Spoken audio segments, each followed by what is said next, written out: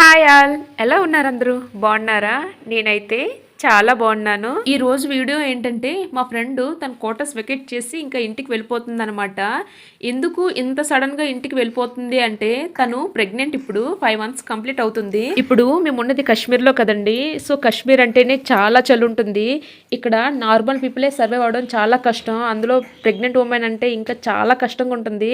అయినా సరే తిను 5 months బాగానే సర్వే అయింది. తిను ప్రెగ్నెంట్ అయినప్పటి నుంచి వీళ్ళ హస్బెండ్ తిను ఒక్క పని అంటే ఒక్క పని కూడా చేయనివ్వలేదు. మొత్తం పనంతా ఆయనే చేసేవారు అనమాట.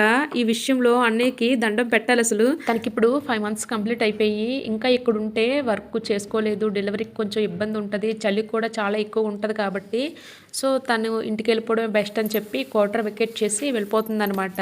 ఎక్కడి నుంచో వచ్చి ఇక్కడ ఉండి మళ్ళీ వెళ్ళిపోవాలంటే చాలా బాధ వేస్తుంది కదా.